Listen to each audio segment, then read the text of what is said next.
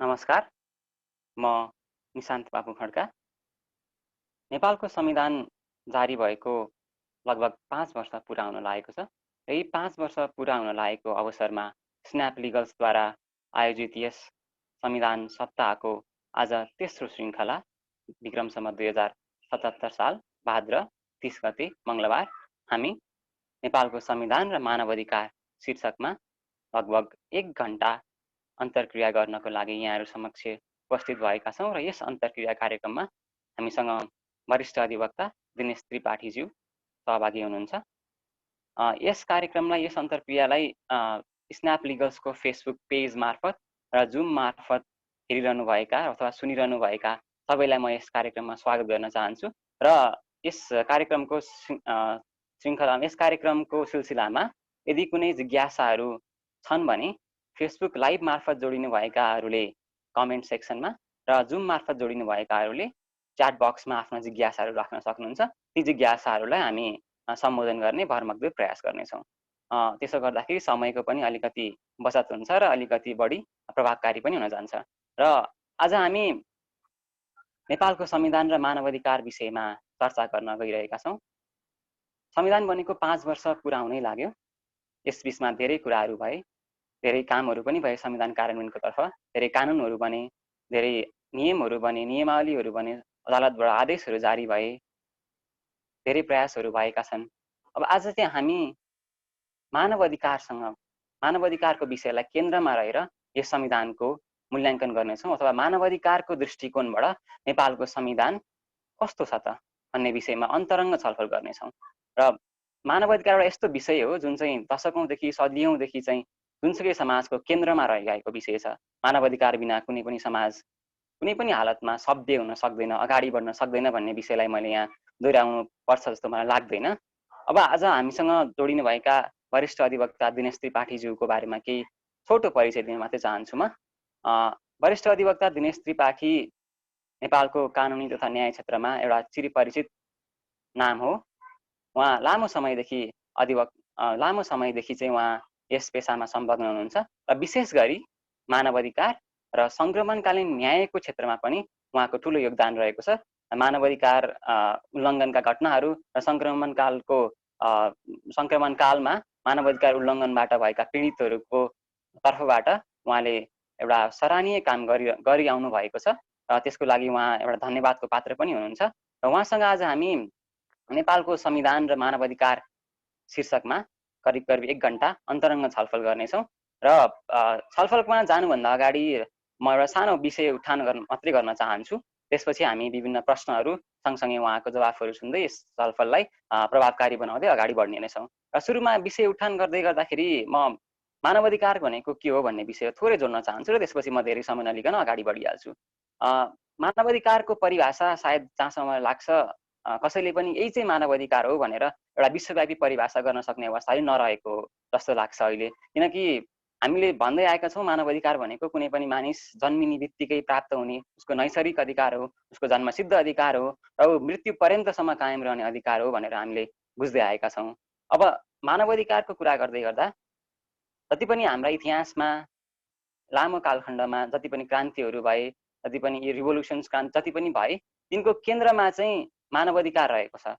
जस्तै हामीले फ्रेन्च रिभोल्युसनको कुरा गरौँ अथवा अमेरिकन रिभोल्युसनको कुरा गरौँ अथवा चाहिँ ब्रिटेनमा युकेमा भएको 1689 को क्रान्तिकै कुरा गरौँ, सबैको केन्द्रमा चाहिँ मानवाधिकार नै रहिआएको छ। र नेपालमा पनि हामीले हेऱ्यौँ भने 2007 सालको क्रान्ति होस् अथवा 36 सालको होस् अथवा 46 सालको होस् अथवा त्यसपछिको सशस्त्र सङ्घर्ष होस् अथवा 62-63 को जनआन्दोलन होस् अथवा त्यस लगत्तै भएका मधेस आन्दोलनहरू हुन्, सबैको एउटा केन्द्रमा रहेको विषय भनेको चाहिँ मानवाधिकार नै हो। जति पनि क्रान्तिहरू अथवा जति पनि आन्दोलनहरू भए इतिहासका कालखण्डमा ती सबैको एउटा उद्देश्य भनेको के थियो त भन्दाखेरि मानवाधिकारहरूको स्थापना, सम्वर्धन, संरक्षण रहेको थियो भन्दाखेरि अत्युक्ति हुन्छ जस्तो मलाई लाग्दैन। र यो सानो विषय उठान गरिसकेपछि अब म आजका अतिथिज्यू वरिष्ठ अधिवक्ता दिनेश त्रिपाठीज्यूसँग अब आजको यस अन्तर्क्रियालाई म अगाडि बढाउन चाहन्छु। र सर्वप्रथम म उहाँलाई एउटा सामान्य विषयबाट हामी सुरु गर्छौँ। पहिला सानो खुड्किलाबाट सुरु गर्छौँ, त्यसपछि हामी भर्याङ चढ्दै जाउँला, माथि जाँदै गरौँला, विभिन्न गहन विषयहरू पनि छलफलमा आइ नै हाल्छन्। सुरुमा सामान्य विषयबाट म यस छलफलमा प्रवेश गर्न चाहँदाखेरि चाहिँ उहाँप्रति मेरो पहिलो प्रश्न चाहिँ के रहेको छ भन्दाखेरि, मानवाधिकार भनेको अब हामीले जे बुझ्दै आएका थियौँ 10 वर्ष पहिला, 20 वर्ष पहिला अथवा 30 वर्ष पहिला, आजको समयमा त्यो रहेन। यसको परिभाषा अथवा यसको अवधारणा चाहिँ एकदम गतिशील छ, कहिले पनि स्थिर छैन। र आजको दिनमा हामीले बुझ्नु पर्दा मानवाधिकार भनेको के हो, यसलाई कसरी बुझ्ने र विभिन्न राष्ट्रिय अन्तर्राष्ट्रिय दस्तावेजहरू, कानुनी दस्तावेजहरूले मानवाधिकारलाई कसरी संरक्षण, कसरी सम्वर्धन गरेको छ। सुरुमा यसबाट सुरु गरौँ वरिष्ठ अधिवक्ता दिनेश त्रिपाठीजी। धन्यवाद। अब मानवाधिकारको एउटा के हो भने त्यसको यो डाइनामिक नोसन हो, तपाईँले राइटली पोइन्ट आउट गर्नुभयो। तर के हो भने यसको जुन बेसिक कोर भ्यालुज हो र कोर नोसन हो, यसमा चाहिँ खासै परिवर्तन आएको छैन। पहिला हामीले यसलाई सिम्प्लिफाई रूपमा बोल्दाखेरि यो चाहिँ हरेक व्यक्तिको सेल्फ एभिडेन्ट ट्रुथ हो। हरेक व्यक्ति by virtue of human being, हामी मानव भएर जन्मेका छौँ। So by virtue of it, यसको लागि अर्को कुनै योग्यता चाहिँदैन। मान्छे भएर जन्मिसकेपछि मानिसलाई एउटा सम्मानपूर्वक बाँच्नका लागि, किनभने ह्युमन राइटको एउटा बेसिक कोर भ्यालु चाहिँ के हो भने ह्युमन डिग्निटीलाई प्रोटेक्ट र प्रमोट गर्ने हो। त्यस कारण अब कन्स्टिट्युसनको पनि बेसिक चाहिँ कोर भ्यालु त्यही नै हो, how to protect and promote the fundamental rights of the citizen. जस्तो ह्युमन राइटको जुन ग्लोबल कन्फरेन्स भयो इभेन्टको भियनामा, त्यसमा के भन्यो भने the first and foremost duty of the state is to protect and promote the rights of the population. त्यस कारण के हो भने अब ह्युमन राइट चाहिँ by virtue that you are human being, हामी सबैलाई प्राप्त छ विदाउट एनी डिस्क्रिमिनेसन। कुनै त्यसमा भेदभाव गर्न पाइँदैन। त्यसको लागि कुनै खास धर्म, खास जाति, खास जियोग्राफीमा, खास भाषा बोल्ने यो यस्तो कुनै ग्राउन्डमा चाहिँ डिस्क्रिमिनेट गर्न पाइँदैन। यो चाहिँ सबैलाई एउटा समान रूपमा यो चाहिँ प्राप्त हुनुपर्छ भन्ने त्यसको एउटा चाहिँ के छ भने बेसिक चाहिँ यसको भ्यालु हो। अब अर्को कुरा के छ भने अब इन्टरनेसनल लको चाहिँ अब एउटा हामीले के बुझ्नु पर्यो भने हामी एउटा यस्तो समयमा बाँचिरहेका छौँ जब ह्युमन राइटको क्वेसन्स चाहिँ एकदमै इम्पोर्टेन्ट भइसक्यो। त्यो इम्पोर्टेन्ट भएको कारणले गर्दाखेरि one hand human right is subject to national laws and constitution, अर्कोतिर it is a subject to international law. त्यस कारण यता खास गरी सेकेन्ड वर्ल्ड वारपछि यो ह्युमन राइटको चाहिँ इन्टरनेसनल लको चाहिँ म्यासिभ डेभलपमेन्ट भएको छ। र त्यसमा के हो भने पहिला त अब universal declaration of human right adopt गरियो, तर त्यसपछि चाहिँ यो चाहिँ इट वाज जस्ट डिक्लेरेसन। यसको चाहिँ त्यसको पछाडिको लिगल स्याङ्सन थिएन। र त्यसपछि यो डिक्लेरेसन होइन, यसलाई एउटा बाइन्डिङ इन्स्ट्रुमेन्टको रूपमा चाहिँ डेभलप गर्नु पर्यो भनेर पहिला चाहिँ दुईटा इन्स्ट्रुमेन्टहरू आयो, इकोनोमिक, सोसल एन्ड कल्चरल राइटको एउटा इन्स्ट्रुमेन्ट र सिभिल एन्ड पोलिटिकल राइटको अर्को इन्स्ट्रुमेन्ट। र यो तीनटा चाहिँ universal declaration of human right र आइसिसिपिआर र आइसिपिआर यो सबै तीनटा चाहिँ भएर एउटा चाहिँ के छ भने यसलाई इन्टरनेसनल बिल अफ राइट्स भन्छ। र तपाईँले universal declaration of human right पनि हेर्नुभयो भने त्यहाँ चाहिँ एकातिर सिभिल एन्ड पोलिटिकल राइट्सहरू प्रोटेक्ट गरिएको छ, अर्कोतिर इकोनोमिक, सोसल एन्ड कल्चरल राइट्सलाई पनि चाहिँ त्यहाँ चाहिँ मान्यता प्रदान गरिएको छ। तर अब पछि चाहिँ के छ भने कोसिस के थियो भने यो एउटै मात्र इन्स्ट्रुमेन्ट बनाउने, तर त्यो बेला चाहिँ एउटा कोल्ड वारको टाइम थियो र वर्ल्ड चाहिँ के छ भने अमेरिकन क्याम्प र सोभियत क्याम्पमा थियो। वेस्टर्नहरूले सिभिल एन्ड पोलिटिकल राइट्सलाई मात्रै इम्फेसाइज गर्ने, सोभियतहरूले पोलिटिकल राइट्सलाई यो केही पनि होइन, यो त बुर्जुवाहरूको लग्जरी हो भन्ने। त्यसले गर्दाखेरि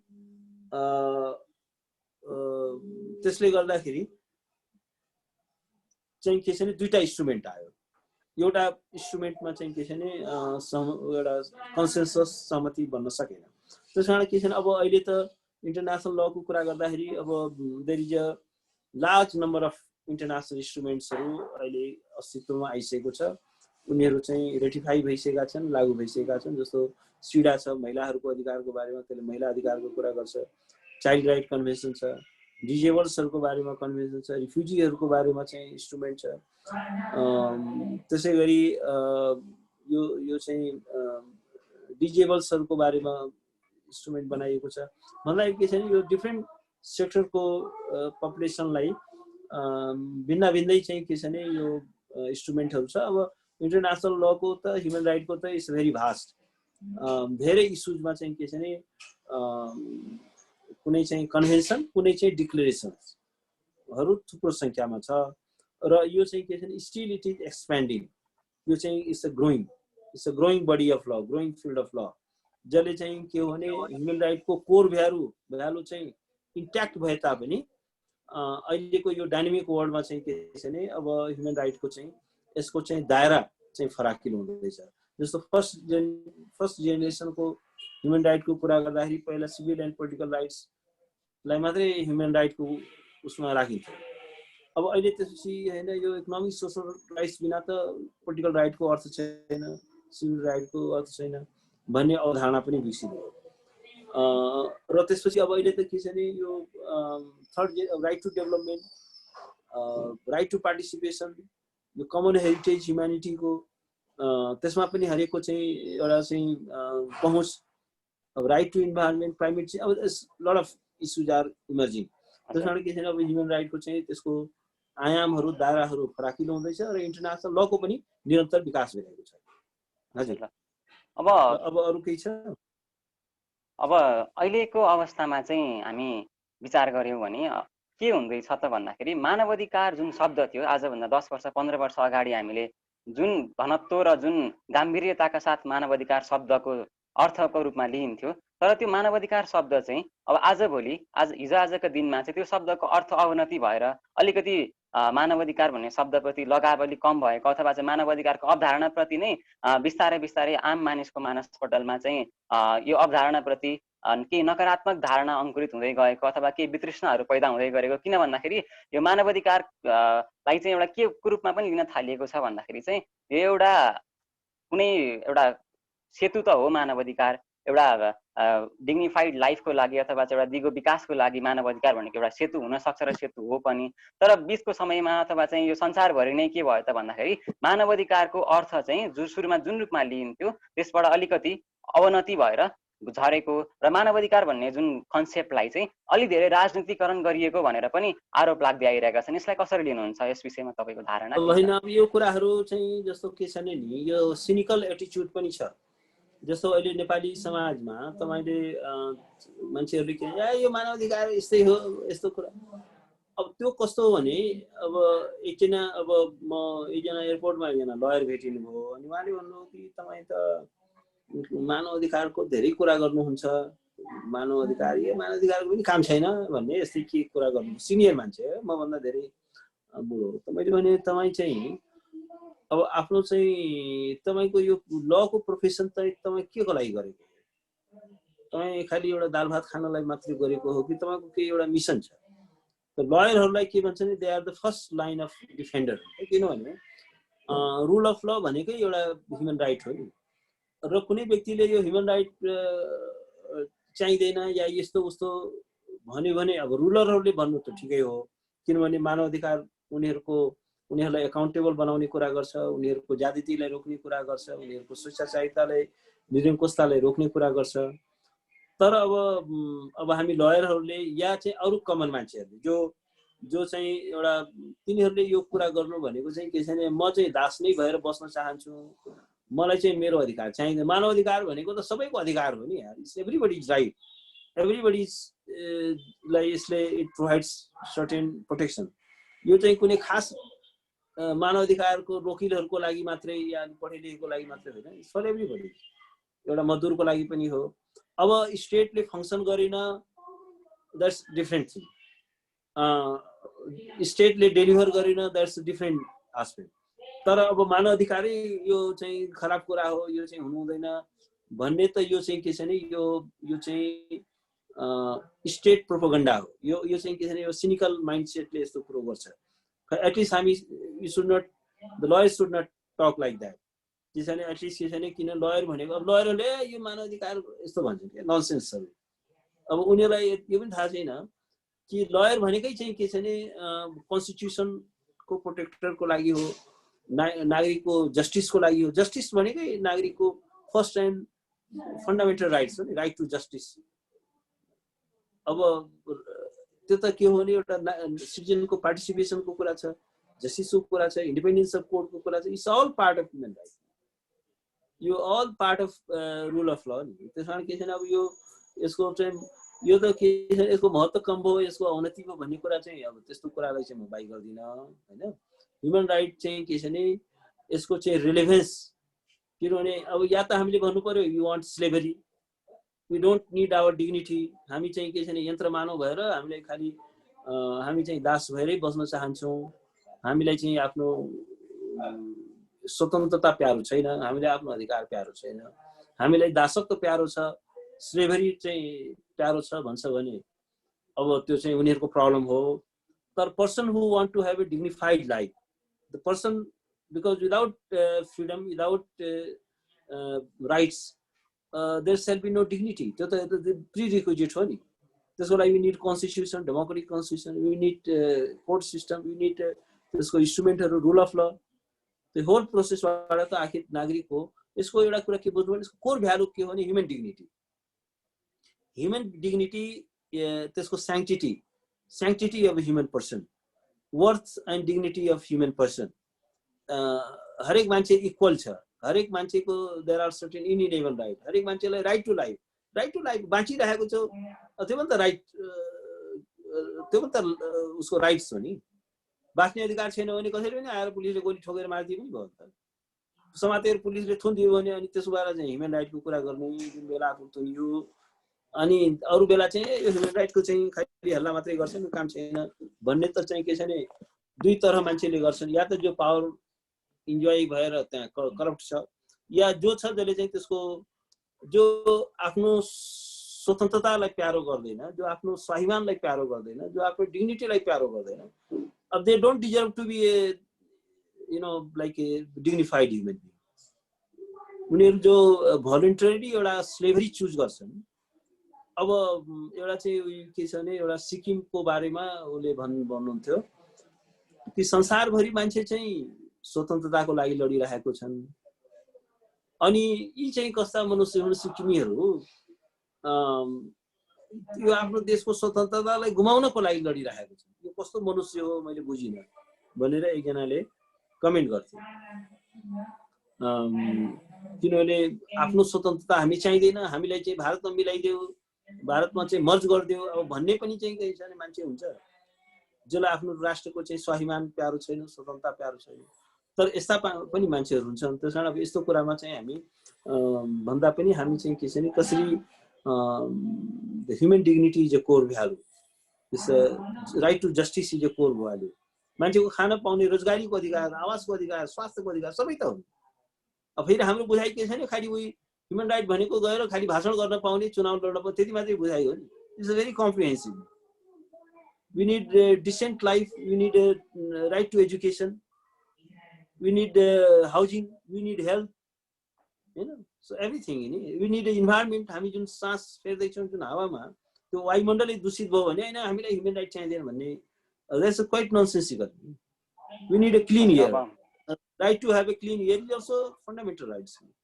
Okay. अब अर्को विषयतिर प्रवेश गरौँ हामी। अब संविधानलाई यस बीचमा लिएर आउँ। नेपालको संविधान जुन अहिले वर्तमान संविधान छ, यो संविधान सभाले बनाएको संविधान पहिलोपल्ट, र त्यो पनि जनताले प्रत्यक्ष चुनेर पठाएका प्रतिनिधिहरूबाट बनेको संविधान। यसरी विश्वमा बनेका संविधानहरू सबै चाहिँ प्रत्यक्ष थिएनन्, समानुपातिक पनि थिए, मनोनीत पनि थिए, त्यसैले त्यसलाई एकदम प्रत्यक्ष थिए भन्ने पनि नभन्छ। हजुर हुन्छ र जो जनताले यो पनि हास्यास्पद थियो कि प्रत्यक्ष निर्वाचित भन्दा मनोनीतहरूको संख्या बढी थियो। जनरली यो के हुन्छ भने यो समानुपातिक या मनोनीतको सिद्धान्त के हुन्छ भने प्रत्यक्ष भन्दा त्यसलाई चाहिँ त्यसको आकार सानो राखिन्छ, जसको रिप्रेजेन्टेसन हुन सक्दैन, त्यसलाई रिप्रेजेन्ट गराउनै पर्ने हुन्छ, त्यसलाई राखिन्छ। तर यो पनि हाम्रो एउटा विडम्बना हो कि त्यसको आकार चाहिँ एकदमै भद्दा बनाइयो र डिरेक्टली इलेक्टेड भन्दा पनि त्यसको चाहिँ इन्डिरेक्टली नोमिनेटेडहरूको संख्या अत्याधिक गरियो। त्यो खाली सानो करेक्सन। जनताको प्रतिनिधिहरूबाट बनेको पहिलो संविधान भनेर हामीले चित्रित गर्छौँ। र यो संविधान नेपालमा बनेको संविधानको हिसाब गर्ने हो भने 7औं संविधान हो र विश्वमा धेरै संविधानहरू अरू पनि बनिसकेका छन्। धेरै राष्ट्रहरूले धेरै समयमा संविधानहरू धेरै बनाए। अब यो संविधान जुन जनताका प्रतिनिधिहरू र मनोनितहरू सबै मिलेर बनाएको संविधानमा मानव अधिकार, किनकि मानव अधिकार भनेको त जनताले आफ्नो लागि आफैले सुरक्षित गरेर राखेको अधिकार हो। यो संविधानमा चाहिँ मानव अधिकारको अवस्था त्यस्तो विशेष केही अवस्था छ कि, अथवा यो संविधानले मानव अधिकारलाई कसरी ग्यारेन्टी गरेको छ र मानव अधिकारको दृष्टिकोणबाट तपाईँले यो संविधानलाई मूल्याङ्कन गर्नुभयो भने यसका सबल र सफल पक्षहरू के छन्, त्यस विषयमा हजुरको धारणा बताइदिनुहोस्। अब एउटा के हो भने खास गरेर कन्स्टिट्युसनली स्पिकिङ अब त्यसको implementation part is very poor, त्यो एउटा छुट्टै विषय हो। तर इन टर्म्स अफ कन्स्टिट्युसनली स्पिकिङ यो ह्युमन राइटको दृष्टिकोणले चाहिँ एउटा एकदमै रिच कन्स्टिट्युसन हो, किनभने यसले जति पनि हाम्रो इन्टरनेसनल कमिटमेन्टहरू छन् इन्टरनेसनल ल अन्तर्गत, किनभने जति पनि इन्टरनेसनल इन्स्ट्रुमेन्टहरू छन् त्यसमा के भनेको हुन्छ भने एप्रोप्रिएट लेजिस्लेसन या कन्स्टिट्युसनल एउटा मिसद्वारा यो चाहिँ इन्स्योर गर्नुपर्ने छ भन्ने त्यो हाम्रो कमिटमेन्ट, इन्टरनेसनल कमिटमेन्ट हुन्छ। अब यो कन्टेक्स्टलाई विचार गर्ने हो भने अब अहिलेको हाम्रो यो कन्स्टिट्युसनले के गरेको छ भने जुन ह्युमन राइटको एकदमै रेसेन्ट अवधारणालाई पनि यसले चाहिँ इन्कर्पोरेट गरेको छ। सिभिल एन्ड पोलिटिकल राइट्सको त ग्यारेन्टी गरेकै छ, इकोनोमिक सोसल एन्ड कल्चरल राइट्सको पनि ग्यारेन्टी गरेकै छ।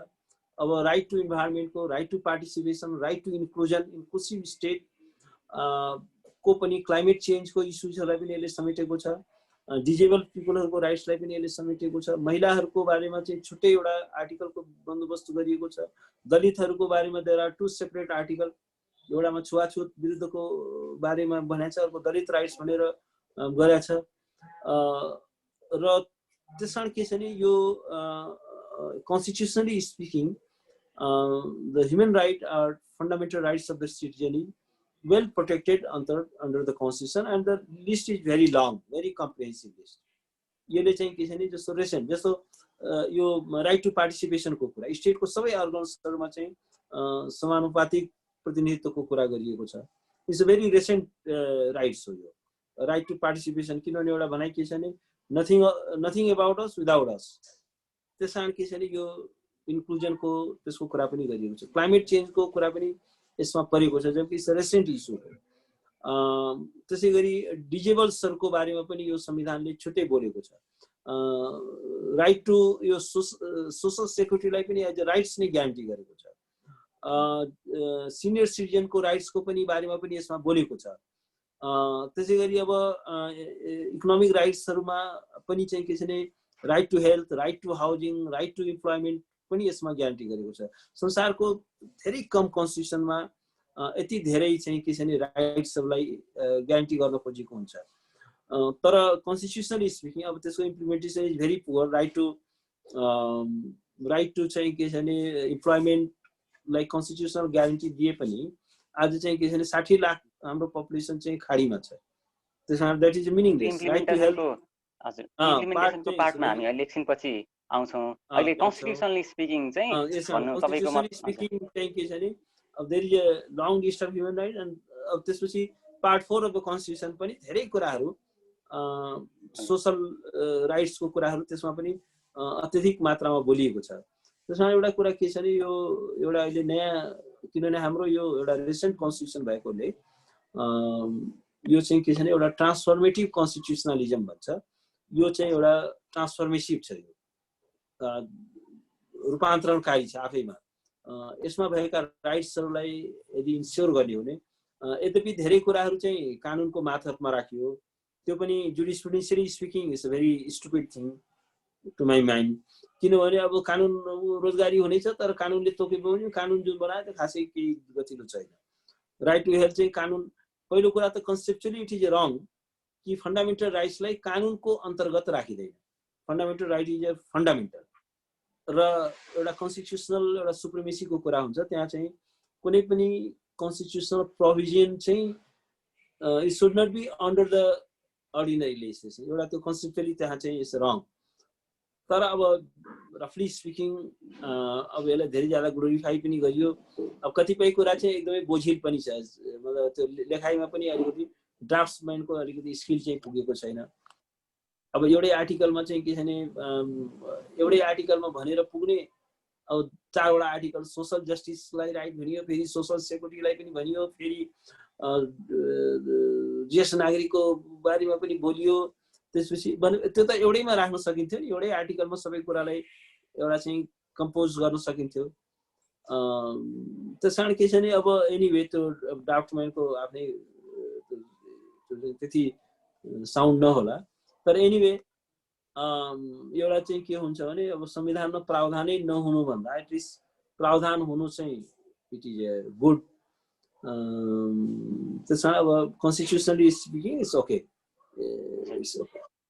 अब यही संविधानमै पनि केही कुराहरूको चाहिँ कमी भएको महसुस चाहिँ मानव अधिकारको पाटोमा पनि केही कुराहरू चाहिँ अलिकति कमी भएको हो कि भन्ने महसुस हिजो आज भइरहेको छ। जस्तै लैङ्गिक तथा यौनिक अल्पसङ्ख्यक समुदायको कुरा गर्ने हो भने संविधानमा त्यस्तो विशेष व्यवस्था कहीँ पनि भएन। जस्तै समानताको व्यवस्था भयो, त्यो जेनरल आर्टिकल भयो, हाम्रो सोसियल जस्टिसमा पनि त्यहाँ राखिएको छ यो कुरा। तर पनि त्यो राख्दाखेरि पनि अथवा चाहिँ यो अलिकति अपुग भएको कि के हो? जस्तै लैङ्गिक तथा यौनिक अल्पसङ्ख्यक मान्छेले चाहिँ नागरिकता लिन जाँदाखेरि त्यस्तै खालको यातना अथवा त्यस्तै खालको एउटा चाहिँ अप्ठ्यारो भोग्नुपर्ने, अनि फेरि राजधानी लिन जाँदाखेरि पनि त्यस्तै खालको अप्ठ्यारो भोग्नुपर्ने, र सँगसँगै अदालतले विभिन्न समयमा फैसला गरेर चाहिँ लैङ्गिक तथा यौनिक अल्पसङ्ख्यकको विशेष अधिकार भनेर अदालतले प्रोटेक्ट गरिसकेपछि अदालतले प्रजनन र वैवाहिक अधिकार सम्बन्धमा पनि अध्ययन गर्न समिति पनि बनायो। समितिले पनि 71 सालमा चाहिँ हाम्रो विवाहको परिभाषा नै परिवर्तन गरौँ भनेर त्यो समितिले सुझाव पनि बुझाइसक्यो। सुझाव चाहिँ अहिले हाम्रो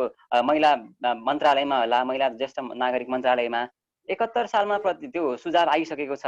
त्यसपछि 74 सालमा फेरि हाम्रो मुलुकी ऐन पनि ड्राफ्ट भयो। त्यो मुलुकी ऐनमा हामीले हेऱ्यौँ भने त्यस्तो कुनै विशेष हामीले प्रावधान भेट्दैनौँ र अदालतले त्यसो भनिसक्दाखेरि हाम्रो ड्राफ्टबाट सुझाव पनि पेश भइसकेको आज यतिका वर्ष भइसकेपछि पनि कुनै पनि त्यस्तो प्रयास हुन नसकेको यौनिक तथा लैङ्गिक अल्पसङ्ख्यकको विषयमा चाहिँ उनीहरूको मानव अधिकारको विषयमा चाहिँ हाम्रो संविधान अथवा यहाँ हाम्रो संविधान अन्तर्गत बनेका कानुनहरूमा कमी कमजोरी भएको महसुस तपाईँलाई हुन्छ कि हुँदैन? होइन, त्यो त प्रब्लम छ, प्रब्लम नभएको होइन। तर एउटा कुरा हामीले के पनि बुझ्नु जरुरी छ भने पहिलो कुरो स्टेटको चाहिँ एउटा पोलिटिकल विल हुनु पर्यो। र अब संविधानमा एटलिस्ट त्यो सेक्सुअल ओरिएन्टेसनको आधारमा कुनै डिस्क्रिमिनेसन हुने छैन, एटलिस्ट त्यति त ग्यारेन्टी गर्यो नि। कन्स्टिट्युसनको एउटा कोर भ्यालु के हुन्छ भने एउटा चाहिँ इक्वालिटी एन्ड नन डिस्क्रिमिनेसन। त्यो एउटा दुईटा कुरा ग्यारेन्टी छ भने अब अरू कुरा त तपाईँले अब मुल्की ऐनको कुरा त मुल्की संहिताको कुराहरू त्यो चाहिँ एउटा अर्डिनरी लेजिस्लेसनको कुरा हुन्, त्यो एउटा छलफलको एउटा छुट्टै विषय हुन्छ।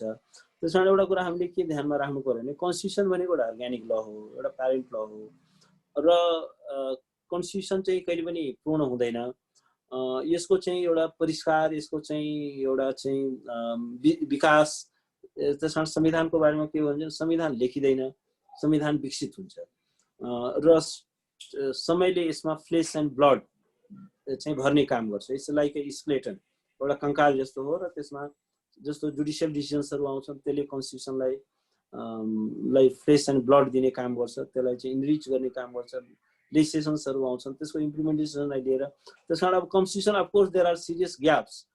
तर एउटा कुरा के हो भने जस्तो इन्डियन कन्स्टिट्युसनमा के छ भने हामी जस्तो राइट टु हेल्थ पनि छैन, राइट टु एजुकेसन पनि छैन, राइट टु इन्भाइरोमेन्ट पनि छैन।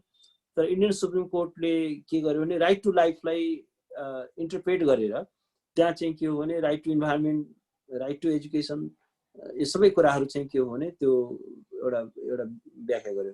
त्यसमा एटलिस्ट चाहिँ के छ भने कन्स्टिट्युसनमा त्यो बाटो चाहिँ छेकेको छैन। लेजिस्लेसन्सहरू बन्न सक्छन् र त्यो शब्द पनि डिस्क्रिमिनेसन हुने छैन। सुप्रिम कोर्टले पनि ल्यान्डमार्क जजमेन्ट दिएको छ। र अहिले पासपोर्टहरू पनि इस्यु नै नभएको चाहिँ होइन, अन्य भन्ने त्यहाँ प्रावधान पनि राखिएको छ। नागरिकतामा पनि अन्य भन्ने प्रावधान राखिएको छ। But still there are so many problems होइन। तर अब के छ भने यो इस्यु त कस्तो इस्यु भने एकदमै मोडर्न र डेभलप भइरहेको भनिएको कन्ट्रीमा पनि जस्ट लास्ट इयर 2 वर्ष अगाडि मात्रै यो सेम सेक्स म्यारिजको कुराहरू त्यो पनि कोर्टले बोल्यो। भारतमा चाहिँ डिक्रिमिनलाइज गर्यो अब त्यो कुराहरू। त्यस कारण एनिवे त्यो चाहिँ एउटा प्रोसेस अफ एउटा डेभलपमेन्ट हो। हजुर, अब यो सैद्धान्तिक पाटोलाई एकछिन हामी किनारा लगाएर अब कार्यान्वयनको पाटोतिर आउँ हामी। लगभग 5 वर्ष भयो संविधान जारी भएको। त्यहाँभन्दा अगाडि लगभग धेरै लामो समयसम्म हामी अन्तरिम संविधानले चाहिँ हामी गाइड भयौँ। अब यो हाम्रो जहिले पनि के समस्या हुन्छ भन्दाखेरि दस्तावेजहरू हाम्रो एकदमै विश्वकै एकदम उत्कृष्टहरू हुन्छन्, तर कार्यान्वयनको पाटोमा आउँदाखेरि चाहिँ एकदमै कम कार्यान्वयन भएको, एकदमै यसको अवस्था चाहिँ एकदम पोर अवस्था हुन्छ।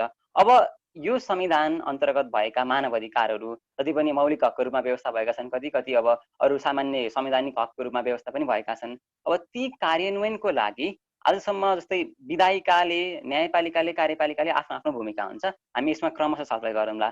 सुरुमा संसदले गर्नुपर्ने जति पनि कानुन बनाउनु पर्ने जुन आवश्यकता थियो, के अहिले मानव अधिकार जति पनि संरक्षित भएका छन् संविधानको अन्तर्गत तीलाई सम्बोधन गर्नको लागि पर्याप्त कानुन बनेको छ कि छैन? नेपालको संसदले पर्याप्त कानुन बनाएको छ कि छैन अहिलेको अवस्थामा? होइन, अब यो एउटा कस्तो हो भने कन्स्टिट्युसन चाहिँ वास्तवमा हो, यो आफैमा पूर्ण हुँदैन। यसको लागि यसको एउटा फुल इम्प्लिमेन्टेसनको लागि इनेबलिङ लेजिस्लेसन्सहरू चाहिन्छ, त्यसलाई कानुन गर्ने कानुनहरू चाहिन्छ।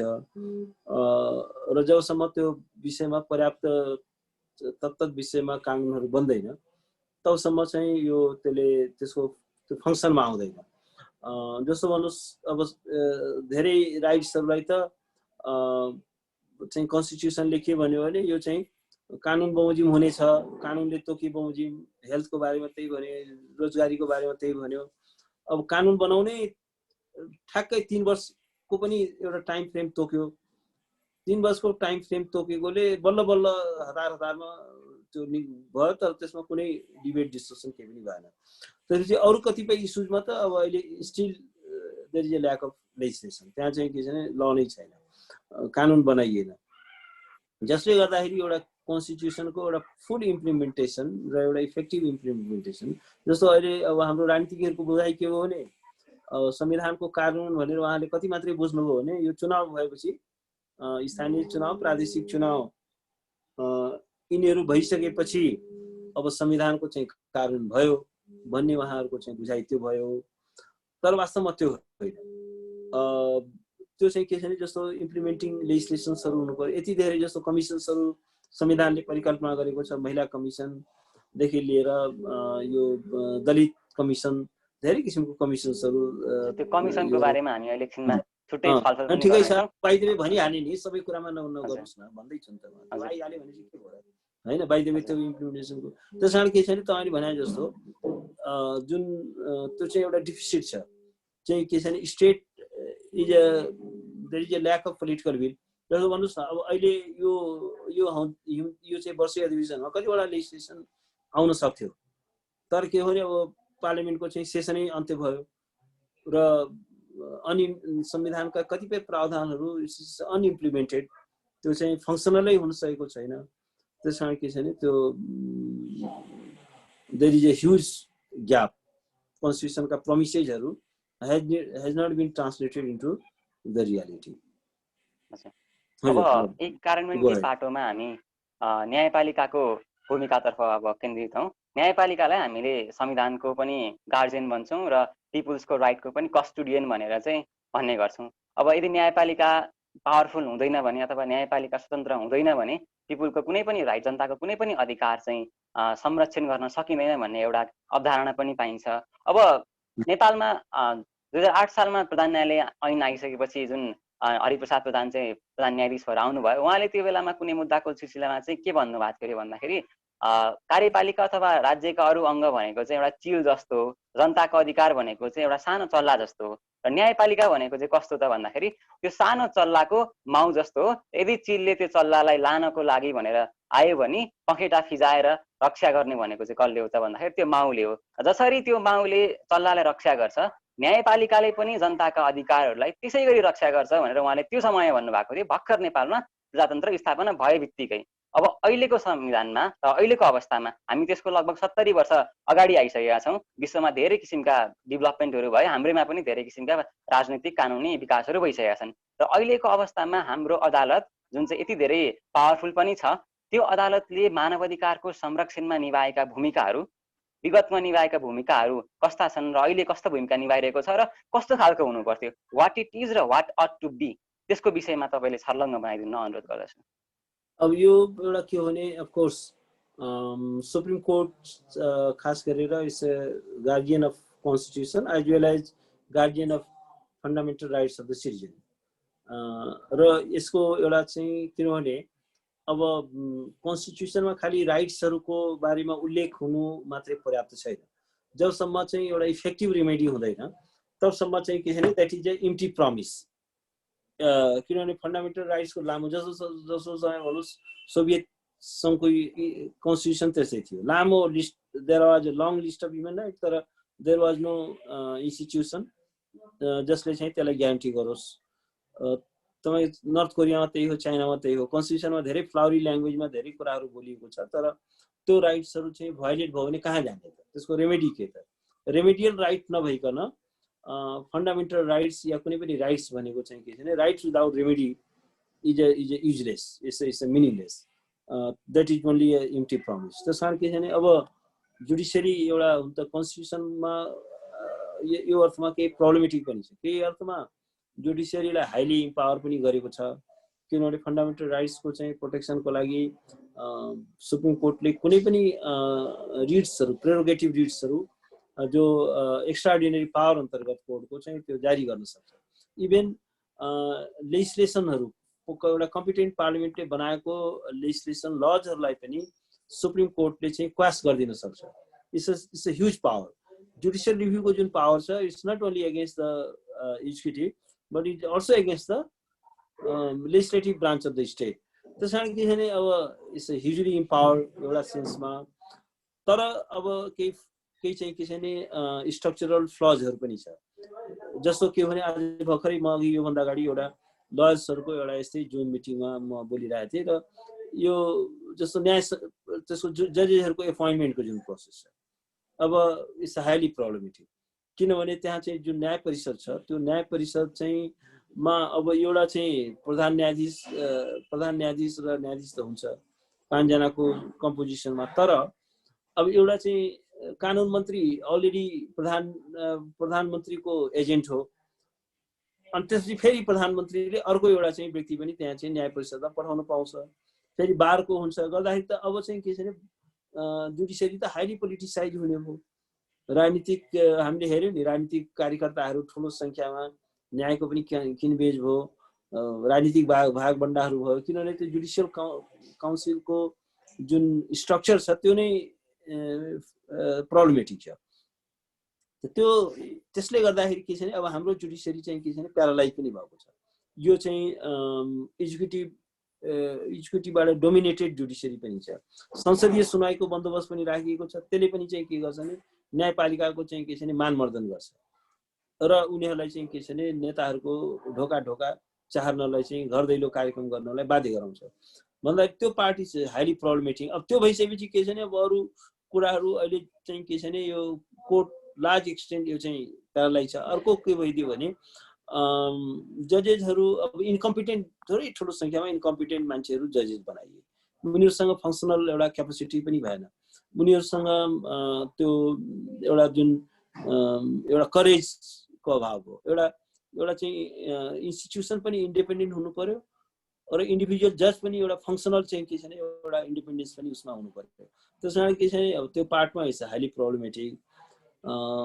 त्यस कारण के छ भने र अर्को कुरा के छ भने अब यो जजेसहरूमा पनि यो ज्ञान र क्षमताको र एउटा म्यासिभ करप्सन पनि छ त्यहाँ।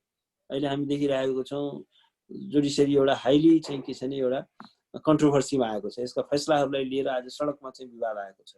मान्छेहरू, कमन मान्छेले यसमा चाहिँ आफ्नो चाहिँ प्रतिक्रिया दिइरहेको छ। त भन्दाखेरि अब र जुडिसियरी चाहिँ के छ भने केही चाहिँ फङ्सनल इनहेरेन्ट चाहिँ उहरू छ, फ्लजहरू छ, र जुडिसियरी चाहिँ इफेक्टिभली आफ्नो भूमिका कन्स्टिट्युसन जुन उसको ड्युटी हो त्यो ड्युटी चाहिँ एउटा फुली र इफेक्टिभली चाहिँ निर्वाह गर्न सकिरहेको अवस्था चाहिँ छैन। अब न्यायपालिकाको भएपछि हामी अब संवैधानिक आयोगहरूतर्फ अघि बढौँ। अब यस संविधानले अहिलेसम्मकै सबभन्दा धेरै सङ्ख्यामा चाहिँ विभिन्न आयोगहरूको व्यवस्था गर्यो। त्यसमध्ये मानवाधिकारसँग एकदम विशेष रूपमा सम्बन्ध राख्ने भनेको त राष्ट्रिय मानवाधिकार आयोग नै हो। पेरिस सिद्धान्त 1993 पछि 2053 सालमा ऐन बनेर मानव अधिकार आयोग स्थापना भयो। पछि 63 सालमा संविधानले नै यसलाई संवैधानिक आयोग बनाइहाल्यो।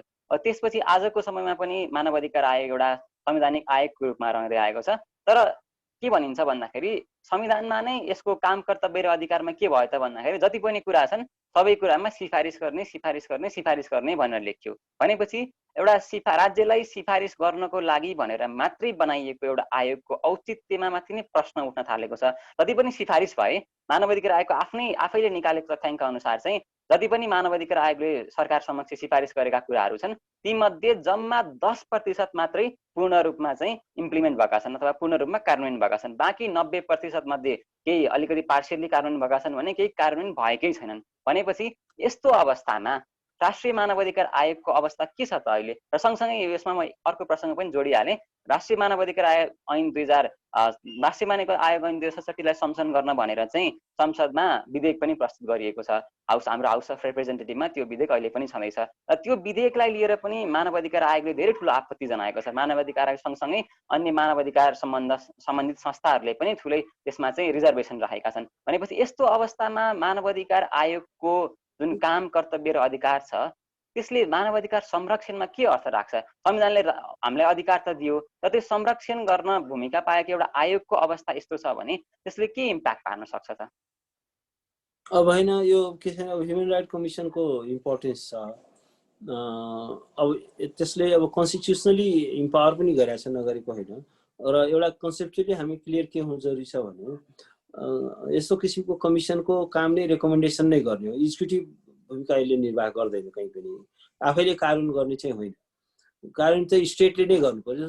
न्यायपालिकाको पनि त फैसला आफै थोरै उसले कानुन गर्छ, यो त स्टेटले नै कार्यान्वयन गर्ने हो नि। त्यसमा उसको रोल भनेको रेकमेन्डरी हो। तर के हुन्छ भने state is under constitutional obligation कि जुन रेकमेन्डेसन आएको छ त्यसलाई चाहिँ के छ भने इम्प्लिमेन्ट गर्नु।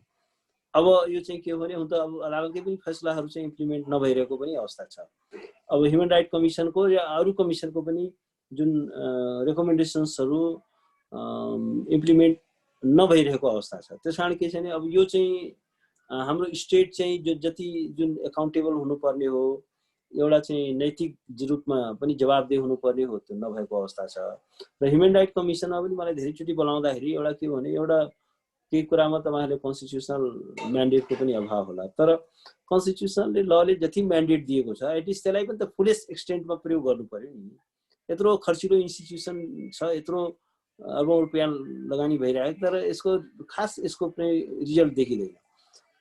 यो चाहिँ के छ भने खालि यो कानुन र संविधानकै मात्रै प्रब्लम होइन, यो चाहिँ त्यसको चाहिँ एउटा फङ्सनल प्रब्लम पनि छ। र त्यसको जुन जस्ता व्यक्तिहरू छन् त्यहाँ पनि भागभण्डाकै फेरि राजनीति छ। र जस्तो भन्नुहोस् न, अब रेकमेन्डेसन मान्दै भने अब मैले कतिचोटि त्यहाँ सुझाव दिँदाखेरि तपाईँहरूले एउटा टुल के दिएको छ भने तपाईँले बोलाएर चाहिँ बयान दिन सक्नुहुन्छ, तपाईँले चाहिँ ब्ल्याक लिस्टेड गर्न सक्नुहुन्छ। यसलाई कारवाही गर भनेर पनि कतिजनालाई तपाईँले ब्ल्याक लिस्टेड गर्नुभयो, कतिलाई बोलाएर चाहिँ तपाईँले गर्नुभयो। 24 घण्टाभित्र एउटा उसमा त मैले ल तपाईँ लेख्नु त 24 घण्टाभित्र चाहिँ गृहमन्त्रीलाई झिकाउनुहोस् न। यहाँ आउँदैन भने त्यसपछि तपाईँ गर्नुहोस् न, मिडियामा ल्याउनु, हामी पनि बोल्छौँ। हामी एउटा तर के छ भने अब सिभिल सोसाइटीहरूसँग स्टेक होल्डर रिच आउट गर्नु पर्यो। उसले रेकमेन्डेसन्सहरू अब कतिवटा रेकमेन्डेसन गर्छ, त्यसपछि त्यो खालि अब रेकमेन्डेसन गर्यो खानापूर्ति भयो जस्तो त होइन नि। त्यस कारण के छ भने त्यो रेकमेन्डेसन आफूले गरेको कुरामा त्यसमा अड्नु पर्यो, त्यसलाई निरन्तर स्टेटलाई चाहिँ घचघच्याउनु पर्यो। गरेन भने ब्ल्याक लिस्टेड गर्नु पर्यो। बोलाएर गर्नुभयो किन चाहिँ बोलाउन सक्छ त्यहाँको चाहिँ कन्सर्निङ अथोरिटीलाई, why you did not implemented our recommendation गर्न सक्छ। त्यसमा त्यो पनि प्रब्लम छ। तपाईँले भने जस्तो अब त्यो अर्को चाहिँ एमेन्डमेन्ट जुन ल्याउन खोजिरहेको थियो हामीले धेरै त्यसको विरोध पनि गऱ्यौँ। त्यसले के गर्थ्यो भने यो ह्युमन राइट कमिसनको जुन एउटा कन्स्टिट्युसनल अटोनोमी र त्यो नै एउटा खोज्न चाहिँ खोजिरहेको थियो। थ्याङ्क्स गड अहिलेसम्म त्यो पास चाहिँ भएको छैन। तर चाहिँ स्टिल चाहिँ के छ भने त्यो विचाराधीनै छ। त्यसले चाहिँ एउटा ह्युमन राइट कमिसनलाई अत्यधिक रूपमा कमजोर बनाउने चाहिँ काम गर्थ्यो। तर सुप्रिम कोर्टले पनि त कतिवटा योभन्दा अगाडिका पनि कतिवटा प्रावधानलाई क्रास गरिदिएको थियो।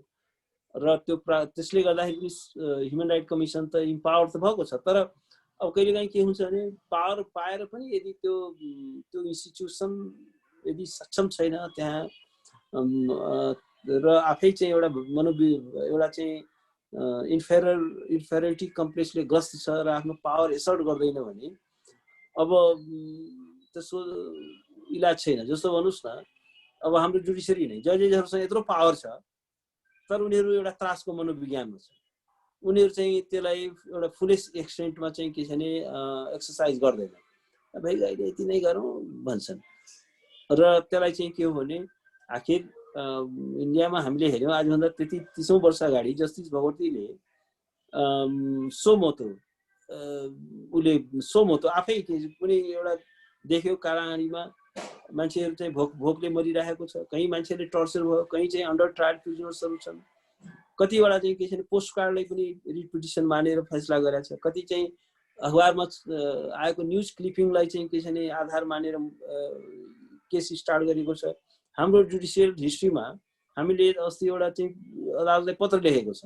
अदालतले विदेशमा पत्र परेका नेपालीले अस्ति एउटा मुद्दामा भन्यो रिटमा चाहिँ उनीहरूलाई चाहिँ उद्धार गर्नु सरकारको खर्चमा र कल्याण कोषको रकम खर्च गरेर सरकारले के गर्दैछ भने 3 गुणा 4 गुणा उद्धार गर्नु त परै जाओस्, 4 टाइम्स 3 टाइम्स 4 टाइम्स बढीमा ल्याउँदैछ। हामीले भने कोर्टले आफै किन इनिसिएट गर्दैन? आफूले गरेको चाहिँ इन्टिम अर्डरको चाहिँ स्टेटले कम्प्लिट चाहिँ के छ भने डिसोबे गरिरहेको छ, किन चाहिँ सोमोतो चाहिँ कारवाही गर्दैन? कोर्ट आफै आफ्नो पावरलाई चाहिँ के छ भने युज गर्न सक्दैन। ह्युमन राइट कमिसन आफै चाहिँ आफ्नो कन्स्टिट्युसनले दिएको लले दिएको पावरलाई चाहिँ के छ भने युज गर्दैन। गरोस् न, हामीले चाहिँ के छ भने यदि चाहिँ गभर्मेन्टले गरेन भने हामी पनि बोल्छौँ नि, होल चाहिँ के छ भने सिभिल सोसाइटी अगाडि आउँछ, त्योसँग रिच आउट गर्नु पर्यो। तर अब त्यो चाहिँ के हो भने आफ्नो एउटा पावर चाहिँ के छ भने युज गर्नुभयो भने पावर चाहिँ एक्सप्यान्ड हुन्छ। तपाईँले पावरलाई अनयुज पावर भनेको चाहिँ के छ भने त्यो आफै डाइल्युट भएर समाप्त भएर जान्छ। राइट्सको बारे पनि त्यही हो। तपाईँले जुन कन्स्टिट्युसनले लले जुन राइट्स दिएको छ यदि निरन्तर तपाईँले अनयुज गर्नु, त्यसलाई प्रयोगै गर्नु भएन, अभ्यासै गर्नु भएन भने त्यो चाहिँ त्यसै मिनिङलेस भएर जान्छ। त्यसलाई युज गर्नु भने त्यो जीवन्त भएर आउँछ। त्यो पनि एउटा फ्याक्टर छ। हजुर हजुर। अब हाम्रो एउटा जटिल विषयतर्फ दिनदिनै झन् धेरै जटिल हुँदै गएको, झन् धेरै पेचिलो हुँदै गएको विषयतर्फ प्रवेश गरौँ। 2063 सालको संविधान बन्नुभन्दा अगाडि 63 साल मङ्सिर 5 गते 10 वर्षे जनयुद्धबाट 10 वर्षे सशस्त्र सङ्घर्षबाट नेकपा माओवादी र नेपाल सरकारबीच शान्ति सम्झौता भयो। शान्ति सम्झौतामा त्यहाँ के एउटा दफा 5 मा चाहिँ के पनि प्रावधान छ भने त्यहाँ सत्य निरूपण तथा मेलमिलाप आयोग र बेपत्ता भएका व्यक्तिहरूको पनि छानबिन गर्ने भनेर प्रावधान राखियो। त्यसपछि के गरियो त भन्दाखेरि लगभग 63 सालमा भएको शान्ति सम्झौताको 4-5 वर्ष पछाडि 69 सालतिर चाहिँ अध्यादेश ल्याएर त्यो आयोग गठन गर्ने कोसिस गरियो।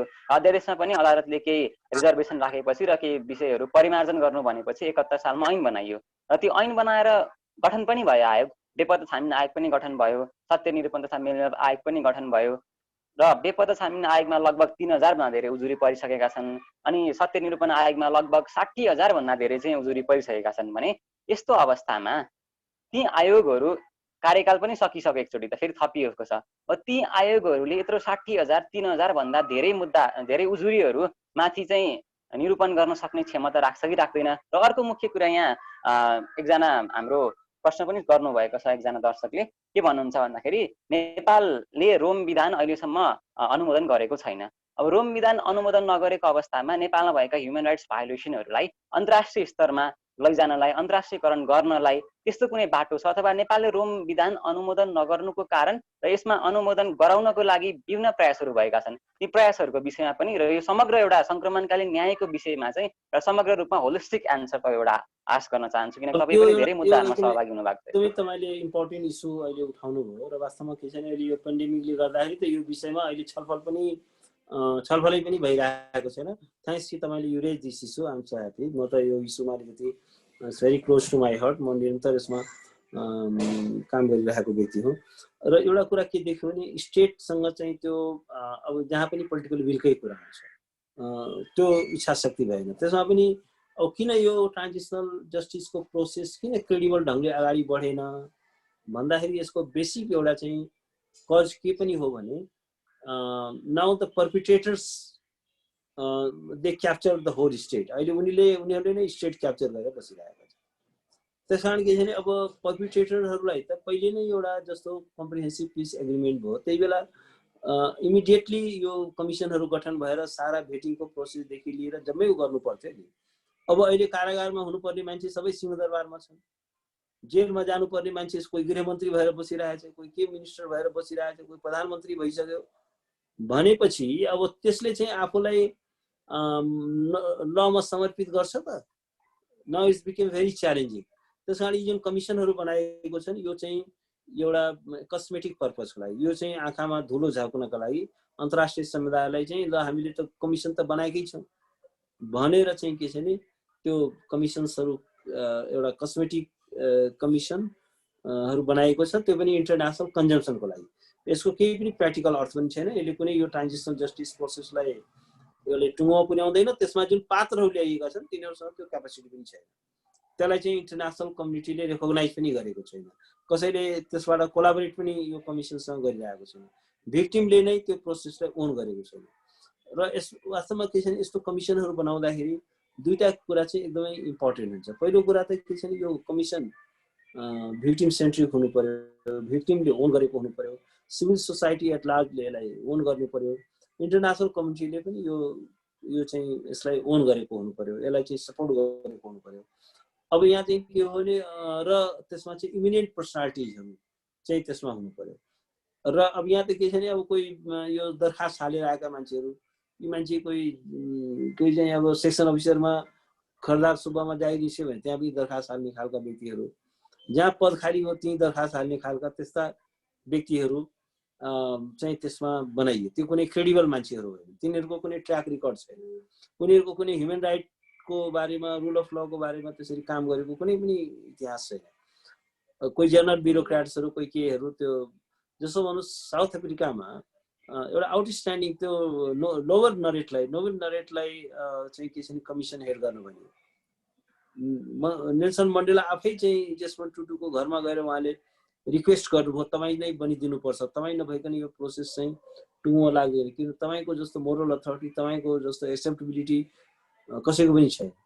त्यस कारण के भने अब त्यो चाहिँ एउटा टावरिङ पर्सनालिटी, इमिनेन्ट पर्सनालिटिजहरू चाहिन्छ जसलाई भिक्टिमले पनि ट्रस्ट गरोस्, सोसाइटी एट लार्जले पनि ट्रस्ट गरोस्। अब यो समाजले चिन्दै नचिनेका, कुनै हैसियतै नभएका, कुनै पहिचानै नभएका पात्रहरूलाई त्यहाँ राखिएको छ। त्यो किन राखिएको छ भने यो प्रोसेसलाई लिङ्गर गर्नको लागि, कुनै जस्टिस दिनको लागि होइन। त्यस कारण त्यसमा कुनै कन्फ्युजनमा नबसौँ कि यो कमिसनले के हुनेवाला छैन। र सुप्रिम कोर्टले जुन भर्डिक्ट दियो त्यसलाई पनि इम्प्लिमेन्ट भएन, लजहरू नै बनेन।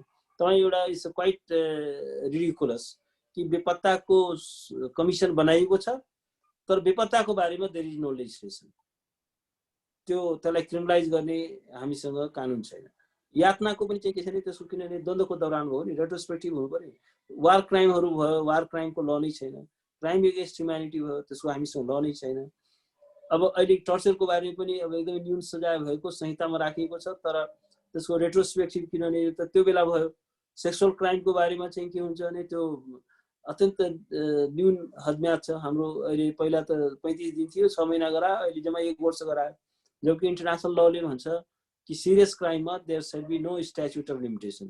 जहाँ गम्भीर अपराध छ, अन्तर्राष्ट्रिय प्रकृतिको अपराधहरू छन् त्यसमा चाहिँ यो चाहिँ हदम्याद हुँदैन। अब के बाटो हुन सक्छ भन्दाखेरि अब एउटा कुरा त हामी के भ्रममा हुनु भएन भने अहिले यो रोम स्ट्याच्युट अहिले अनुमोदन भएर हिजोको चाहिँ नेपालमा जुन 10 इयर्सको कन्फ्लिक्ट भयो त्यसलाई चाहिँ त्यसले एड्रेस गर्दैन। किनभने त्यो चाहिँ त्यसलाई चाहिँ त्यसको चाहिँ जुन बेला यो चाहिँ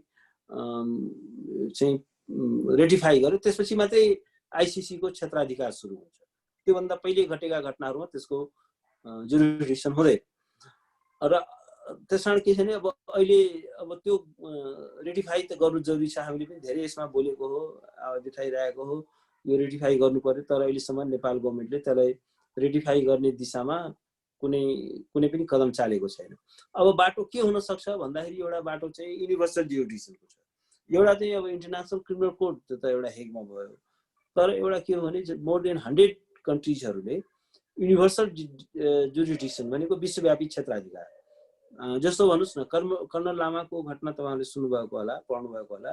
कर्नल लामा चाहिँ नेपालमा उनी कपिलवस्तुमा आर्मीको कर्नल हुँदाखेरि त्यहाँ यातना उनको ब्यारेकमा दियो। उनको चाहिँ के छ भने त्यसमा उनको हात रह्यो। उनलाई नेपालको कोर्टले सामान्य जरिमाना गरेर उनलाई चाहिँ छोड्यो। तर अब इन्टरनेसनल, यो त इन्टरनेसनल क्राइम हो। कतिपय अपराधहरू के हुन्छ भने त्यो इन्टरनेसनल जुरिडिक्सनको मिनिङ के हो भने कतिपय क्राइमहरू चाहिँ बियोन्ड द नेसनल बर्डर, यो चाहिँ के हुन्छ भने इन्टायर ह्युम्यानिटीको चाहिँ यो एउटा ड्युटी हो कि त्यस्तो क्राइमलाई चाहिँ के छ भने एकाउन्टेबल बनाउनु, त्यसलाई चाहिँ पनिस गर्नु, त्यो चाहिँ एउटा उसको ड्युटी हो। त्यस निम्ति चाहिँ के हो भने अब यातना जस्तो, बेपत्ता जस्तो अपराध हो, यो क्राइम, वार क्राइम भयो, यस्तो क्राइमहरूलाई चाहिँ इन्टरनेसनल क्राइम भन्छ र यसमा चाहिँ इन्टरनेसनल जुरिडिक्सन आकर्षित हुन्छ। अर्थात् के छ भने यदि नेपाल ले त्यसलाई चाहिँ सजाय गर्दैन, कारवाही गर्दैन, मुद्दा चलाउँदैन, प्रोसिक्युट गर्दैन भने now the international community has a role to play. र यस्ता धेरै देशहरू छन् जसले मोर देन 100, खास गरेर सबै युरोपियन देशहरूले र इभन नेपालले रेटिफाई, तर बङ्गलादेशले गरेको छ, एसियाका अरू केही देशहरूले पनि गरेका छन्, युरोपको त लार्जली सबैले गरेका छन्। त्यसमा त्यो एउटा चाहिँ के छ भने इन्टरनेसनल क्षेत्राधिकार अन्तर्गत ती व्यक्तिहरू चाहिँ पर्न सक्छन्, नेपालले आइसिसी रेटिफाई नगरे पनि। र जसरी कर्नल लामा बेलायतमा गएको बेलामा त्यहाँ समातिए र त्यहाँ मुद्दा चल्यो, केही टेक्निकल ग्राउन्डमा उनले सफाई पाए, द्याट्स अनदर थिङ। तर कोर्टले त आफ्नो जुरिडिक्सन त ग्रहण गर्यो नि। त्यस्तो धेरै हामीले पिनेसोको केसदेखि लिएर धेरै, इभन अमेरिकामा पनि, अमेरिकामा डाइरेक्ट चाहिँ युनिभर्सल जुरिडिक्सन त मानेको छैन, तर एट्का भन्ने ल छ, एलियन टर्ट क्लेम एक्ट भनेर, टर्ट अन्तर्गत यदि चाहिँ के छ भने विदेशी भूमिमा ऊ यातना यस्तो खालको जुन अपराधमा इन्टरनेसनल क्राइममा संलग्न छ भने त्यसलाई चाहिँ त्यहाँ एउटा मुद्दा चल्न सक्छ। त्यस कारण के छ भने अब अहिले चाहिँ इन्टरनेसनल जस्टिसको इस्यु पनि एकदमै स्ट्रङ भएर आएको छ। र यो चाहिँ के छ भने एउटा भनाइ के छ भने, जस्तो हाउस अफ लर्डले पिनेसोको केसमा के भनेको थियो भने न्यायबाट केही समयको लागि भाग्न सकिन्छ, होइन केही समयका लागि लुक्न सकिन्छ, तर सदाको लागि चाहिँ के छ भने यसबाट स्केप गर्न सकिँदैन। You can't escape justice permanently. त्यस कारण के छ भने अब इन्टरनेसनल लको चाहिँ हात लामो हुन्छ। अब कुनै न कुनै पिरियडमा उनीहरू चाहिँ के छ भने यो यसको लागि एउटा चाहिँ एकाउन्टेबल हुनुपर्ने होला। र हामीले चाहिँ अत्यधिक सङ्ख्यामा चाहिँ के छ भने यस्तो पर्पिट्रेटरहरूको विरुद्धमा अरू देशहरूमा पनि उजुरिहाल्ने, त्यहाँको चाहिँ ल फर्महरूमा, अब जस्तो नेदरल्यान्डको चाहिँ के छ भने स्पेसल एउटा त्यहाँको प्रहरीको एउटा युनिटै छ इन्टरनेसनल क्राइम हेर्नलाई। र यो चाहिँ it's very powerful too. Even जस्तो जर्ज बुश जस्तो एउटा व्यक्ति जो चाहिँ यत्रो पावरफुल नेसनको चाहिँ प्रेसिडेन्ट थिए, आज उनलाई वार क्राइममा उनलाई चाहिँ के छ भने अन्तर्राष्ट्रिय धेरै जुरिडिक्सनले खोजिरहेको छ। उनी चाहिँ उनको इन्टरनेसनल ट्राभलले धेरै उनी जाँदै जाँदैन, किनभने समातिन सक्छ। उनी चाहिँ केही वर्ष अगाडि क्यानाडा जाने चाहिँ भ्रमण लास्ट मिनटमा क्यान्सल गर्नु पर्यो, किनभने त्यहाँको चाहिँ ह्युमन राइट कमिटीले बुश यहाँ आयो भने यहाँलाई यही एरेस्ट गर्नुपर्छ, यही मुद्दा चलाउनुपर्छ, किनभने हि इन्भल्भ इन्टु द यो टर्चरको क्राइममा। किनभने being a supreme commander in chief of US army, उनको चाहिँ कमान्ड रेस्पोन्सिबिलिटी हुन्छ।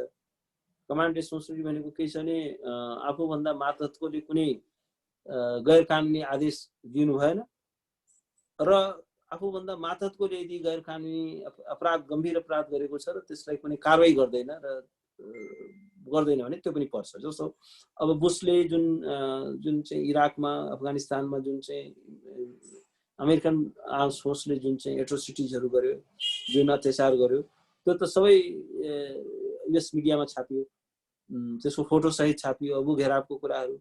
अब बुशले मैले थाहा पाइनँ भन्न त सक्दैन, तर उनले त्यही कुनै मिलिट्रीलाई एक्सन लिएन।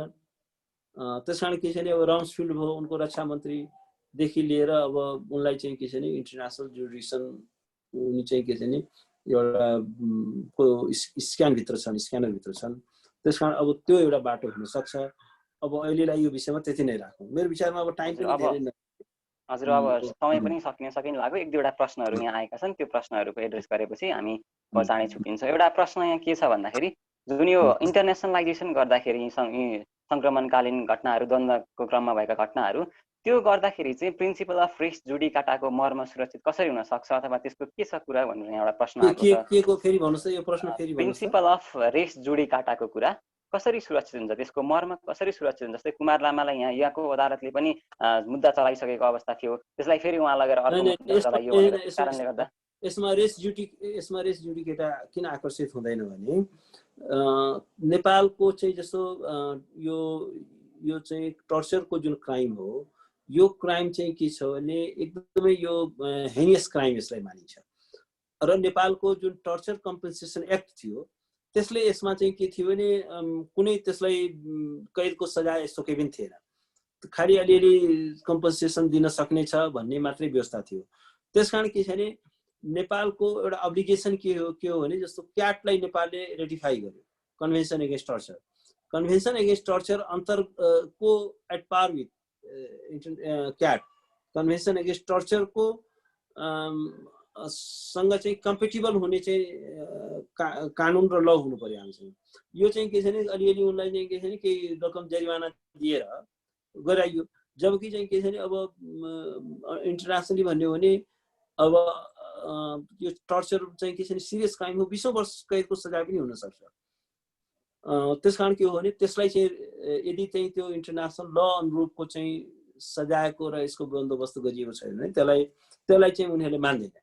उनीहरूले चाहिँ के छ भने त्यो चाहिँ त्योसँग कम्पेटिबल हुने ल हुनु पर्यो र त्यसपछि चाहिँ के छ भने अब सफाई दिएको हुनु पर्यो या नगरेको हुनु पर्यो। उसलाई त भिक्टिम, उसलाई त एकाउन्टेबल त बनायो, तर सजाय चाहिँ के छ भने केही हजार चाहिँ जरिवाना मात्रै गर्यो। त्यस कारण के छ भने त्यो चाहिँ टर्चरको जुन अपराधको कसुरको मात्रा अनुसार चाहिँ दण्ड हुनु पर्यो। त्यो चाहिँ डक्ट्रिन अफ प्रोपोर्सनालिटी भन्छ, punishment must be proportionate to the crime. त्यस कारण त्यो भएन भने रेस जुडिकेटाको इस्यु त्यस्तोमा इन्भल्भ हुँदैन, आकर्षित हुँदैन। अब हामी अन्त्यतिर आइसकेका छौँ र अन्त्यमा एउटा यो अन्तिम प्रश्न राख्दै हामी यस कार्यक्रमबाट बिदा पनि हुन्छौँ। अन्तिम प्रश्न के छ भन्दाखेरि मेरो, नेपालको संविधान जारी भएको यत्रो वर्ष भयो, हामीले 31वटा मौलिक अधिकार राख्यौँ, हामी विभिन्न अन्तर्राष्ट्रिय लगभग 24वटा भन्दा धेरै युएनको महासन्धिहरूमा हामी पक्ष राष्ट्र छौँ, आइएलओको पनि त्यस्तै 11वटा भन्दा बढीमा छौँ, जेनेभा कन्भेन्सनहरू पनि हामीले अनुमोदन गरेका छौँ र ती सबै जति पनि हामीले अनुमोदन गरेको छ त्यो सबै नेपाल कानुन अन्तर्गत नेपाल कानुन सर नै लागू हुन्छ। अब यति हुँदाखेरि पनि, यत्रो कानुनी व्यवस्था यति धेरै हुँदाहुँदैखेरि पनि आजको समयमा एउटा भुइँ मान्छे, एउटा आम मानिसले आफ्नो बेसिक ह्युमन राइट चाहिँ किन प्रोटेक्ट भएको फिल गर्दैन। जस्तै आज महामारीको समयमा हेर्नुहोस्, महामारीको समयमा धेरै यहाँ क्वारेन्टिन र आइसोलेसनको अवस्थाका कुरा आए, त्योभन्दा बाहेकका असङ्गठित क्षेत्रका मजदुरहरूदेखि लिएर धेरै मानिसहरू, अहिले गर्भवती, सुत्केरी, बालबालिका, ज्येष्ठ नागरिकहरू, दीर्घरोगीहरूले पनि आफ्नो जुन बेसिक ह्युमन राइट छ त्यो इन्जोय गर्न सकेनन्। र यो इन्जोय गर्न नसक्नुको कारणमा एउटा के पनि हुनसक्छ भन्दाखेरि जुन स्टेक होल्डर हुन्, जस्तै तपाईँले अघि भन्नुभयो लयर्सको भूमिका, बार एसोसिएसनको कुरा, सामाजिक अभियन्ताको कुरा, किनकि अरू नागरिक समाजको कुरा हिजोको समयमा त त्यति धेरै इफेक्टिभ थिए नि त यी संस्थाहरू, सामाजिक संस्थाहरू, तर आजको समयमा यी संस्थाहरू कहाँ गए। र अब भोलिको दिनमा एउटा भुइँ मान्छेलाई मानव अधिकार तिम्रो पनि छ, यहाँ संविधानका दस्तावेजमा मात्रै होइन, यो इन्जोय गर्न सक्छ र यो यसरी इन्जोय गर्नुपर्छ भनेर त्यो अवस्था सिर्जना गर्नको लागि हामी कानुनका विद्यार्थी, तपाईँहरू जस्ता दिग्गज लयरहरू र बारको भूमिका, लय स्कुलको भूमिका के हुन सक्छ। एउटा समग्रमा आजको यो संविधान र नेपालको संविधान र मानव अधिकार शीर्षकको एउटा समग्रमा एउटा कन्क्लुजन जस्तो हजुरबाट अपेक्षा होइन। अब एउटा यो एकदम राइटली यो रेज गर्नुभयो, तर एउटा कुरा के हो भने अब there are serious implementation gap, होइन, there is a huge gulf between idealism of the constitution and law and the ground reality, होइन। त्यस कारण के हो भने अब पेपर ग्यारेन्टीले मात्रै हुँदैन, त्यो चाहिँ कन्स्टिट्युसनको प्रोटेक्सन चाहिँ त्यो चाहिँ रियालिटीमा ट्रान्सलेट हुनु पर्यो। त्यो रियालिटीमा ट्रान्सलेट भएको छैन। त्यो चाहिँ कस्तो छ भने it's like a empty promise.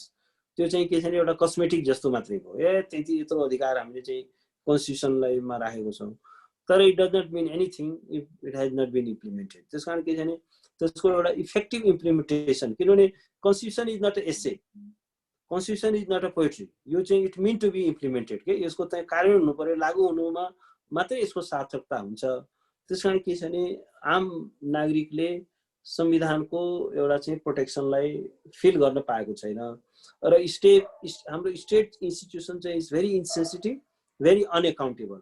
उनीहरूलाई साँच्चै भने एकाउन्टेबल बनाउन एउटा चाहिँ प्रहरीको कस्टडीमा चाहिँ के छ भने मान्छेको हत्या हुन्छ। इन्टरनेसनल लले भन्छ कि कस्टडीमा भएका हरेक हत्याहरू चाहिँ अनिवार्य रूपमा चाहिँ it has to be investigated in a credible manner. Custody, पुलिसको कस्टडीमा, स्टेटको कस्टडीमा मान्छे मर्छ र स्टेटले भन्छ हैन म यसको छानबिनै गर्दिनँ, यसको चाहिँ म एफआइआरै दर्ता गर्दिनँ भनेपछि त अब यो त सबै कुरो हास्यास्पद भयो नि त। यत्रो कन्स्टिट्युसन बनाएको, यत्रो ह्युमन राइट कमिसन, यत्रो कोर्ट सिस्टम, यत्रो के अर्थ भयो? सामान्य एउटा कुराले चाहिँ के छ भने सबै कुराले मिनिङलेस बनाइदिएको छ। त्यसकारण के छ भने अब त्यो चाहिँ एउटा प्रब्लम छ। अब के हुनु, रोल के हुन सक्छ भन्दाखेरि अब everybody has role to play. पहिलो कुरा हामीले के बुझ्नु पर्यो भने human right is not for human rightist only, it's not only a business of lawyers, or it is not only a business of media. So everybody has a role to play. Being a law student, being an ordinary citizen, everybody. जब चाहिँ के हुन्छ भने if you speak up for your fellow human beings, fellow citizen, अनि बल्ल के छ भने there is a sense of solidarity हुन्छ। अब एउटा जर्मनीको त्यो हिटलरको रेजिममा एउटा भनाइ चाहिँ प्रचलित थियो, एउटा मान्छे समातियो, पुलिसले समातेर लग्यो, अनि छिमेकीले भने यो त आज ट्रेड युनियनको मान्छेलाई समातेछ, मलाई किन चिन्ता गर्ने, म त ट्रेड युनियन होइन। अर्को दिन एउटा चाहिँ मिडियाको मान्छेलाई मिडियालाई पो समात्यो, म त मिडियाको मान्छे पनि होइन। अर्को दिन चाहिँ एउटा चाहिँ महिलालाई समात्यो, महिला एक्टिभिस्ट, मलाई किन यसमा चिन्ता गर्ने, म त महिलाको एक्टिभिस्ट होइन। अर्को दिन उसलाई पनि समातेपछि उसको बारेमा बोल्ने पनि कोही भएन। त्यसकारण के छ भने एउटा सेन्स अफ एउटा चाहिँ ब्रदरहुड नभइकन ह्युमन राइटको कल्चर चाहिँ हुँदैन। So first and foremost thing is that we have to assert our right. किनभने हामीले आफ्नो राइट एसर्ट गर्दैनौँ भने त्यो चाहिँ मिनिङलेस भएर जान्छ। कन्स्टिट्युसनले को ग्यारेन्टीहरू यदि त्यसमा कुण्ठा पुग्छ भने र हामी त्यसको बारेमा चाहिँ उपचार खोज्दैनौँ अनि त्यसको केही पनि त हामी इट क्यानट बी मेटेरियलाइज। त्यसकारण एउटा के भन्छ भने एउटा eternal vigilance, price of liberty, हामी त्यसमा चलाएको हुनु पर्यो। We have to assert our right. र अर्को कुरा के भन्छ भने एउटा चाहिँ फेमस भनाइ छ, मलाई खुब मन परेको, जस्टिस ह्यान्डको, if you slip over your right no one can help you. Liberty lies in the heart of the people, when it die there no law, no court and no constitution can save you. त्यस कारण के छ भने first चाहिँ के छ भने हामीमा त्यो आत्मसम्मानको, स्वतन्त्रताको, अधिकारको चाहिँ चेतना चाहिँ हामीमा हुनु पर्यो। त्यसलाई हामीले इन्टरनलाइज गर्नु पर्यो, त्यसलाई चाहिँ हामीले वे अफ लाइफ बनाउनु पर्यो। र आफ्नो राइट्स भायोलेसन हुँदाखेरि त of course you have to fight for it, but at the same time यदि फेलो सिटिजनको राइट पनि यदि कतैबाट इन्क्रोच हुन्छ भने then you have also a duty to speak your mind. र के हुन्छ भने silence is also a crime भन्छ कि यत्रो अपराध छ, यत्रो चाहिँ भायोलेसन छ, यत्रो चाहिँ नागरिकको अधिकार र स्वतन्त्रता खोसिएको छ र मान्छे चुप लागेर बस्छ भने त्यो पनि एउटा चाहिँ मतियार हो, त्यो पनि कोलाबोरेट गर्छ। त्यो चाहिँ के हो भने हामी त्यो पनि एउटा क्राइम हो। Silence is also crime. त्यस कारण के छ भने हामी यो कल्चर अफ साइलेन्स चाहिँ नेपाली सोसाइटीमा डिपली रुटेड हुँदैछ। त्यस कारण यो कल्चर अफ साइलेन्सलाई ब्रेक गर्नु पर्यो र ह्युमन राइटको जहाँ भायोलेसन हुने बित्तिकै हामी चाहिँ we have to speak our mind. अब अहिलेलाई त्यति नै गरौँ। हजुर, लगभग 1 घण्टाको यो संवादमा जोडिनु भयो, यहाँलाई धेरै धेरै धन्यवाद दिन चाहन्छौँ हामी सम्पूर्ण स्न्याप लिगल्सको तर्फबाट र म निशान्त बाबु खड्का व्यक्तिगत तर्फबाट पनि। र यो 1 घण्टाको समयमा जुम मार्फत, फेसबुक लाइभ मार्फत जोडिएर आफ्ना केही जिज्ञासाहरू राखिदिनु भयो, हामी माझ रहनुभयो, सबै सहभागीहरूलाई एकदमै धेरै धेरै धन्यवाद दिन चाहन्छौँ। र भोलि संविधान सप्ताहको चौथो दिन फेरि अर्को कुनै यही समयमा अर्को भिन्न टपिकमा भिन्न व्यक्तिसँग एउटा अन्तरङ्ग छलफल गर्नको लागि हामी उपस्थित हुने नै छौँ। यति बेलासम्मको लागि साथ दिनुभयो, सहयोग गरिदिनु भयो, सबैलाई धेरै धेरै धन्यवाद। र अब भोलि यही समयमा हामी पुनः चौथो दिनको लागि कार्यक्रम मिलेर उपस्थित हुने नै छौँ। त्यति बेलासम्मको लागि हामी सबैलाई बिदा दिनुहोस्। नमस्कार, धन्यवाद। धन्यवाद sir. Thank you so much, thank you so much. यसको लिङ्क मलाई पठाउनु है भाइ। हस् सर। ओके ल, स्टे इन टच ल। हस् सर।